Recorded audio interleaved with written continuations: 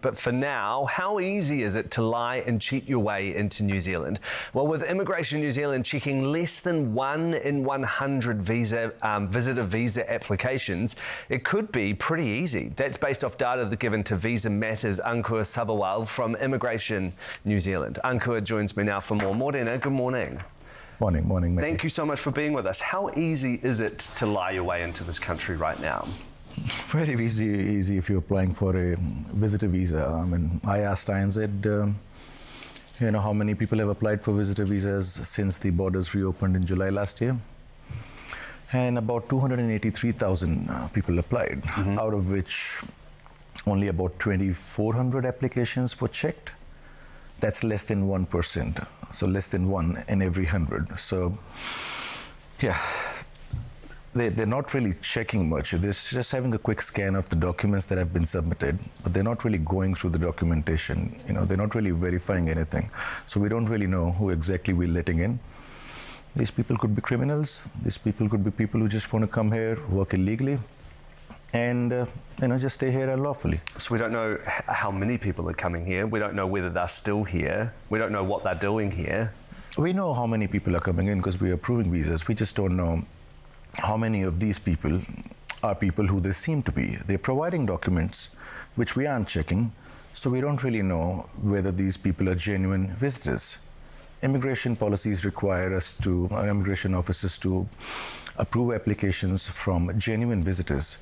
How are these people genuine when we aren't really checking their documentation? I mean, I just think we need to do a bit more in terms of verification. We just really have no idea about who we're letting in. And you've been talking to a few people that give you the impression that not only are we not necessarily checking them, but even those that we are possibly checking are being provided with false documentation. We are checking. In this case that you're referring to, I believe you're referring to my recent column on stuff. We checked, but we checked a bit too late. So this person applied for a visitor visa from India through a travel agent. He manages to get through. It was only once he reached here and applied for a subsequent visa, a student visa I believe it was, that immigration decided to verify his documents. And I'm saying, well, why are you verifying now? I mean, isn't it a bit too late? This person's already reached here. Now, this person knows how to disappear from their radar because he stayed illegally in the US for 6 years. I mean, what's there to believe that he wouldn't stay here illegally in New Zealand? So, they found out during his application, student visa application, which was lodged while he was onshore, that some of his documentation submitted with his initial visitor visa application, were fraudulent. We're talking about false employment references, false employment agreement, false employment ID, false pay slips, false Indian tax records.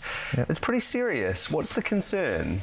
Well, the concern, like I said, is we don't know who we're letting in. This person obviously provided documentation which looked genuine to immigration. And I don't know how much of a deep dive they did in terms of verifying. Seems like nothing was done. To be honest, I mean, he was questioned at the Singapore airport because the airport staff there, they profiled him and they realized that he's carrying a bit too much luggage for someone who wants to visit New Zealand just for 9 days. I mean, the guy was carrying a couple of huge suitcases. So the border operations team in Auckland would have actually had a phone conversation with him. And I think they just asked him some very basic questions about his job, and he just gave them the answers they wanted to hear. Basically, whatever he said in his application is what he told them on the phone. They took his word as a gospel. And I don't really blame border operations because they didn't really have much time to do all of that stuff because he obviously had to board a plane. So they let him in. Where's the disconnect? Where are things going wrong in the process? See, about 5 years ago, Immigration New Zealand changed its service delivery model, whereby they made, they closed most of their offshore branches, I believe only about 3 branches operate offshore now. All of the visa processing was done online, and these visas are being processed by officers in New Zealand. There were about 200 staff in Beijing whose job was just to call employers, check that the documentation submitted is genuine. That's not happening now. TVNZ has told me that only about 20 of those 200 staff at the Beijing branch have been retained. Others have been made redundant. Offices in New Zealand who have never been to countries like India and China, it's difficult for them to pick up the phone and just do verification. So they often have to now lodge a formal request to get the verification done. It's a very cumbersome process. So ANZ has made the verification part more difficult for its own staff. You know what I mean? So verification, therefore, is a lot more difficult. The resource allocated to verification is down from 200 odd in the Beijing branch to 20. So I think ANZ could do a much better job in terms of verifying at least about 10 to 20% of applications rather than just less than 1%, especially the young people who want to come here from visa-required countries. Ankur, thank you so much for being with us this morning and for bringing us this story as well. That's Ankur Sabharwal from Visa Matters. We really appreciate your time. My pleasure, Matty. Well, Richard Owen from Immigration New Zealand joins us now to respond. Morning, Richard. These are some pretty damning numbers in terms of how many visa applications your staff are actually able to process. So good morning, Matty. Just to put a bit more broader context around this, if I may. So obviously Immigration New Zealand, we look at temporary visas for visitors, students, workers. In the last year, just since July, we've actually approved just under 250,000 visitor visa applications, about 241,000. But important context here, Matty, we've also declined just under 20,000, so 19,500 or so that we've actually declined. Now, what we do when we look at visitor visa applications, we're looking at identity, health, character. That's people's intentions to travel, whether they're good intentions.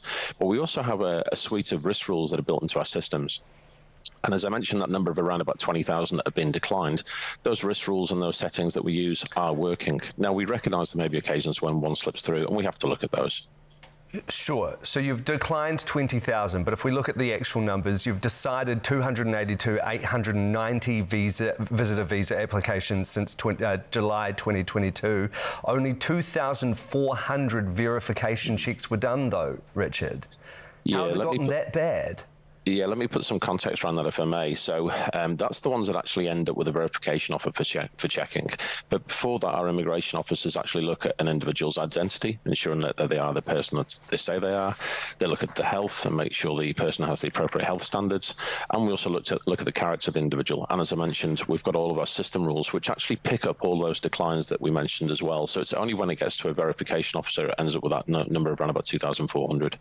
Sure, but they do slip through the cracks. Ankur was telling us about a situation with someone that he's calling Ahmed for privacy reasons, who filed the following false documents in order to get into this country. False employment reference, false employment agreement, false employment ID, false pay slips, false Indian tax records, and he was allowed into this country, Richard.